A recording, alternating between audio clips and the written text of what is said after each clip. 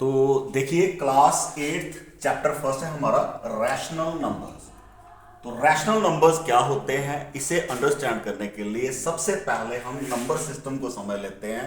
Different sets जो हमें use करने को आते हैं उनको हम पहले समझ लेते हैं। तो देखिए सबसे पहले हम समझते हैं नेचुरल नंबर्स क्या होते हैं। तो नेचुरल नंबर्स बच्चों समझो ध्यान से। देखिए मैं अगर ऐसे लिखता हूं, इसको ऐसे पढ़ा जाता है, set of all numbers from 1 2 3 4 5 and so on, आगे तक चलता रहेगा इन्फिनिटी तक। तो ऐसे नंबर्स को हम बोलते हैं नेचुरल नंबर। अगर हमें ये बात समझ में आ जाती है तो दूसरा सेट में लिखने जा रहा हूं होल नंबर्स। फिर हम इन्हें अंडरस्टैंड करेंगे कि किस तरह से हमने इन सेट्स को कंसीडर किया। तो होल नंबर्स क्या होते हैं, देखिए भाई इसमें सिर्फ हमने जीरो ऐड करना है। तो set of all numbers from 0 1 2 3 so on are known as the whole numbers. Whole numbers के बाद हमारे पास आते हैं इंटीजर्स। तो इंटीजर्स क्या होते हैं समझिएगा जरा। इसमें हमने सारे नंबर जो प्लस के और माइनस के दोनों हैं वो लेने, मतलब 0 से शुरू करो तो 1 2 3 4 एंड सो ऑन अगर इस साइड पे, और जहां से शुरू करो तो -1 -2 -3 एंड सो ऑन। मतलब दोनों नंबर जो प्लस के हो चाहे माइनस के हो सबको हम कंसीडर करेंगे, इनको बोलेंगे हम इंटीजर्स। देखिए इंटीजर्स के बाद हमारे पास आते हैं रैशनल नंबर्स। तो रैशनल नंबर्स कौन से होते हैं, लेट अस अंडरस्टैंड।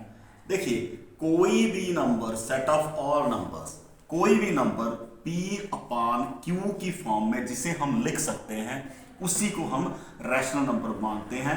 इसमें कंडीशन है कि हमारे Q की वैल्यू कभी भी 0 नहीं होनी चाहिए। Q can not be equal to 0। जहां तक अगर हमें समझ में आ गई है तो मैं इसकी एक एग्जांपल ले लेता हूं। 2/3 एक नंबर है, इसको हम रैशनल नंबर कंसीडर करते हैं। 5/2 है, रैशनल नंबर है, but 5/0 is not a rational number. ये बिल्कुल भी रैशनल नंबर नहीं है। इसका एक रीजन है कि डिनोमिनेटर में हमारे पास 0 आ रहा है, और कोई भी नंबर इस तरह से हम अगर लिखते हैं तो जहां पे मुझे एक नंबर ढूंढना पड़ता है डिवाइड करते करते कि जिसको मैं मल्टीप्लाई करके 0 ले आऊं, ऐसा जिसे मैं मल्टीप्लाई करके 5 ले आऊं, तो ऐसा कोई नंबर नहीं है। 1 2 3 4 5 किसी को भी 0 के साथ मल्टीप्लाई करेंगे तो वो 0 ही आ जाएगा। इसलिए ये सिस्टम जो हमारा बनता है दिस इज नॉट डिफाइंड। अगर नॉट डिफाइंड है तो how we can say it as rational number. I hope जहां तक बातें आपको समझ में आ गई होंगी। किसी भी नंबर को अगर हम P/Q की फॉर्म में लिख सकते हैं तो उसे हम बोलते हैं रैशनल नंबर। आगे देखिए हमारे पास कुछ नंबर्स और हैं जिनको हम इर्रेशनल नंबर्स बोलते हैं। वो कौन से नंबर्स होते हैं समझिएगा। देखिए इर्रेशनल नंबर्स, अब इर्रेशनल नंबर्स वो नंबर्स हैं जो हमारे रैशनल नंबर्स नहीं है। तो एनी नंबर जी डेफिनेशन हम जहां पे इस तरह से लिख सकते हैं कि any number which is not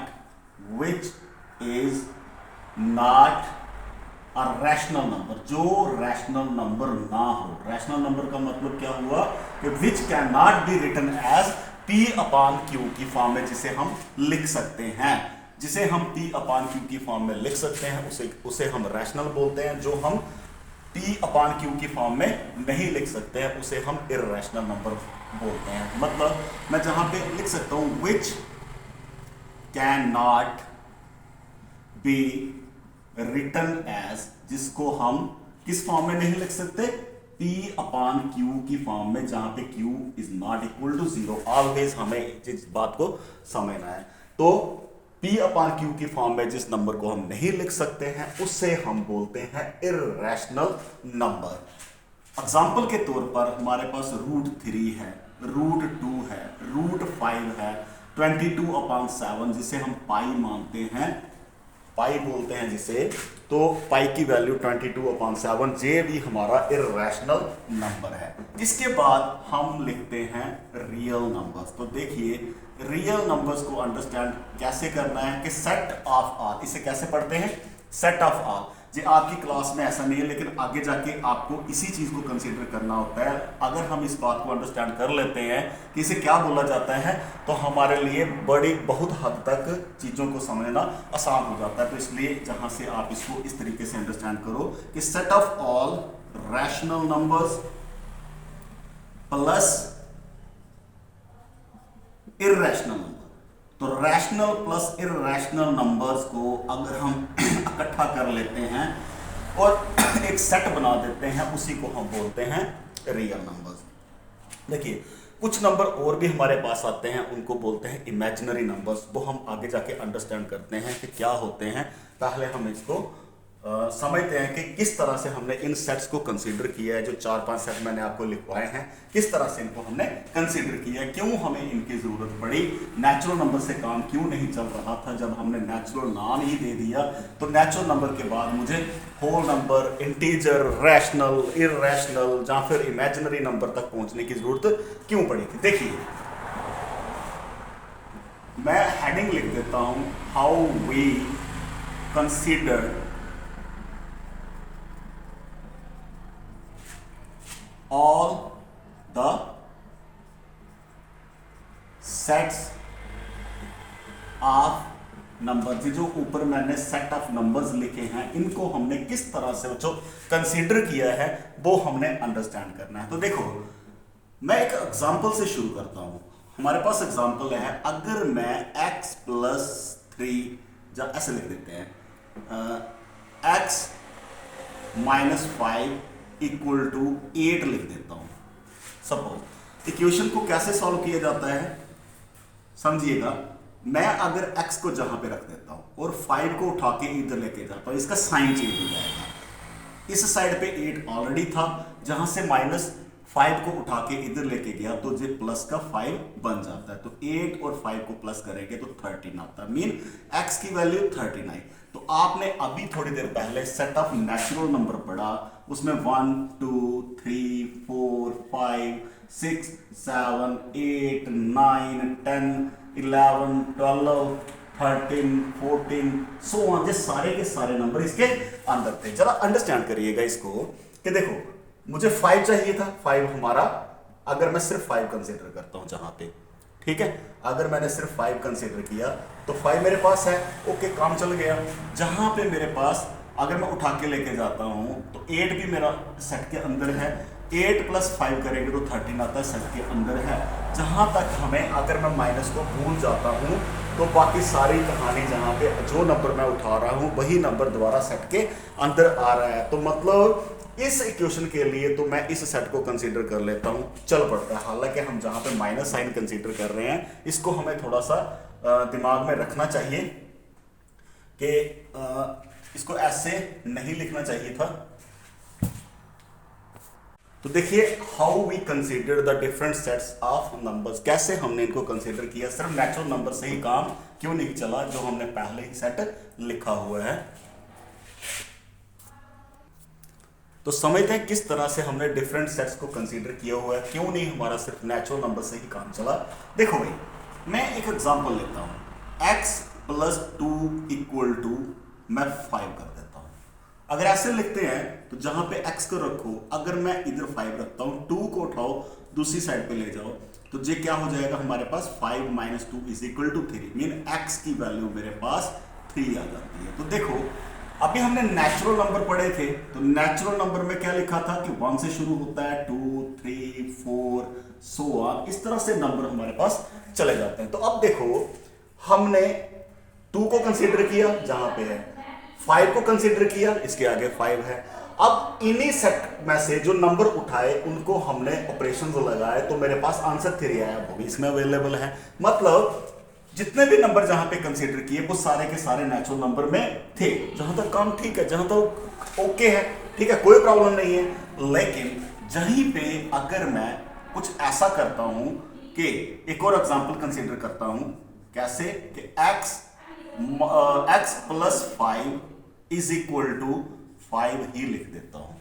इस केस में क्या होता है कि x जहां पे रखा इधर 5 है, 5 को उठाओ इस साइड पे ले जाओ, प्लस का था जहां पे जाके माइनस हो जाता है और जे आंसर मेरा 0 बन जाता, मीन x की वैल्यू 0 आ जाती है। अब मेरे पास जहां पे इस नेचुरल नंबर के सेट के अंदर 0 नहीं है, इसीलिए अब मुझे एक नए सेट की जरूरत पड़ जाएगी जिसको हम क्या करेंगे, होल नंबर लिखेंगे और उसमें सिर्फ 0 एक्स्ट्रा कर देंगे, तो 1 2 3 4 सो ऑन। तो ये होता है हमारा सेट ऑफ होल नंबर्स। अब देखिए बात यहीं पे खत्म नहीं होती है, अब हम थोड़ा और कंसीडर करते हैं इन चीजों को। देखिए एक और एग्जांपल लेते हैं, x प्लस 5 ही ले लेता हूं, सिंपल एग्जांपल लेते हैं, इक्वल टू मैं 3 कर देता हूं। तो जहां पे x है इस साइड पे मेरा 3 है, 5 को उठाएंगे प्लस में है, इधर जाके माइनस में हो जाता है, तो आंसर मेरे पास -2 आता है। इन दोनों सेट में आप ढूंढ सकते हो कि मेरे पास -2 कहीं पे भी नहीं है, इसलिए हमें एक और सेट की जरूरत पड़ जाती है जिसका नाम हम इंटीजर लिखते हैं। इंटीजर को इस साइन से लिखा जाता है, z के साइन से। तो इंटीजर्स की जरूरत पड़ी जिसमें हमने 0 1 2 3 सब कुछ डाल दिया और दूसरी साइड पे -1 -2 सो ऑन, जो सारे के सारे नंबर डाल दिए। ओके है जहां तक? ओके है, मतलब हमने नेचुरल नंबर से शुरू किया, तो जैसे जैसे हम इस नंबर सिस्टम के साथ डील कर रहे थे तो हमें और नए सेट की जरूरत, कुछ और नंबर्स की जरूरत पड़ी जिनको हमने इन्हीं के अंदर ऐड कर दिया, तो हमने उनके नाम नए लिख दिए।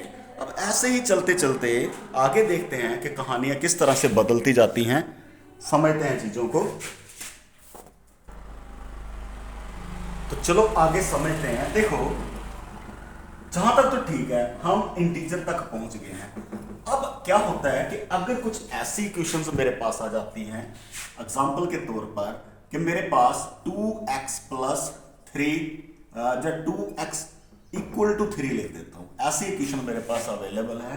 तो जहां पे x है, x मल्टीप्लाई हो रहा है 2 के साथ, इस साइड पे 3 है, जो मल्टीप्लाई हो जाता है जब इक्वेशन की दूसरी साइड लेके जाते हैं तो वो डिवाइड हो जाता है। तो आप अभी ढूंढिए होल नंबर, नेचुरल नंबर या फिर इंटीजर के अंदर 3/2 जैसा नंबर कोई भी नहीं है, इसलिए हमें अब जरूरत पड़ जाती है एक नए सेट की जिसे हम बोलते हैं रैशनल नंबर्स। तो रैशनल नंबर्स को हम Q से डिनोट करते हैं और वो क्या होता है, P/Q की फॉर्म में, जहां पे Q इक्वल टू 0 नहीं हो सकता। तो इसकी एग्जांपल आती हैं जैसे 2/3 हो गया, 5/6 हो गया, ऐसे कोई भी नंबर होंगे तो वो आपके रैशनल नंबर्स होते हैं। जैसे 2 है, 2 को भी मैं 2/1 लिख सकता हूँ, इसलिए ये भी रैशनल नंबर है। मतलब जितने भी आपके पास होल नंबर, नेचुरल नंबर और इंटीजर्स हैं वो सारे के सारे हमारे रैशनल नंबर हो सकते हैं। तो हमें एक नए सेट की जरूरत पड़ गई जिसका हमने नाम रख दिया रैशनल नंबर। अब रैशनल नंबर में तो डेसिमल सिस्टम आता है। डेसिमल सिस्टम को अगर आप देखते हो तो जो टर्मिनेटिंग डेसिमल्स होते हैं, लेकिन इसके अलावा कुछ और भी नंबर हमारे पास बच जाते हैं, वो हमारे दिमाग में आ सकता है कि जैसे हमने x² लिया इज इक्वल टू 5 लिया, तो x की वैल्यू मेरे पास √5 आ जाती है। तो ऐसे नंबर को हम क्या बोलते हैं, इर्रेशनल नंबर बोलते हैं। तो डेफिनेशन हमने ऊपर दी है आपको कि इर्रेशनल नंबर कौन से हैं, जो रैशनल नहीं है वही इर्रेशनल होते हैं। इसके बाद लास्ट में देखिए रियल नंबर की कहानी आती है हमारे पास। तो रियल नंबर में rational plus irrational, real number जो होता है रैशनल और इर्रेशनल नंबर्स का जो कंप्लीट सेट है उसी को हम बोलते हैं रियल नंबर्स। तो अंडरस्टैंड करने वाली चीजें हैं। अब हम एक बड़े ही इंपॉर्टेंट पॉइंट पे आ जाते हैं। अगर हमने इस नंबर सिस्टम को समझना है तो उसके लिए देखो मैं इमेजिनरी नंबर्स को कंसीडर करूंगा, जहां पे इमेजिनरी नंबर्स कौन से होते हैं जो बड़े काम के हैं आपके आगे जाके। तो समझिएगा ध्यान से।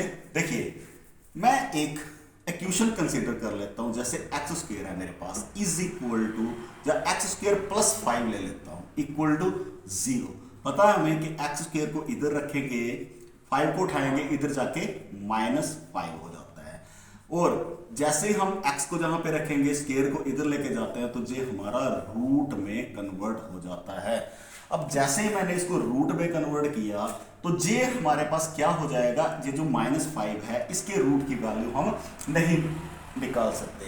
तो इसके लिए हमने एक सोल्यूशन निकाला मैथ में कि हमने क्या किया कि -1 का रूट ले लिया, मल्टीप्लाइड बाय 5 का हमने रूट ले लिया।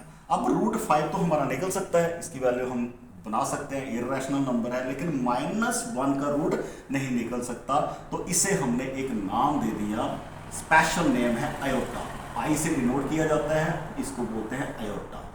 ओके, अब जो आयोटा √5, अब इसी को हम बोलते हैं इमेजिनरी नंबर्स। और इमेजिनरी नंबर में क्या होता है कि एक इमेजिनरी पार्ट होता है और दूसरा हमारे पास रियल पार्ट होता है। मतलब √5 तो हमारा रियल नंबर है, इर्रेशनल है, तो इर्रेशनल प्लस रैशनल ही तो रियल नंबर होते हैं, तो मतलब ये हमारा रियल पार्ट है और ये हमारा इमेजिनरी पार्ट है। तो हर एक इमेजिनरी नंबर में एक इमेजिनरी पार्ट होता है और एक रियल पार्ट होता है। इमेजिनरी पार्ट सिर्फ आयोटा है, जिसको हम -1 जिसकी वैल्यू होती है। आई होप जो नंबर्स आपको सारे समझ में आए होंगे। तो चैप्टर का नाम आपका रैशनल नंबर है। इसको आगे जाके हम रैशनल नंबर की प्रॉपर्टीज जो हैं वो नेक्स्ट लेक्चर में नेक्स्ट क्लास में डिस्कस करने वाले हैं। होप जे इस लेक्चर को आप अच्छे से देख लीजिएगा। अगर जे आपको समझ में आ जाता है तो आगे चैप्टर को समझना बहुत ही आसान हो जाता है। ओके।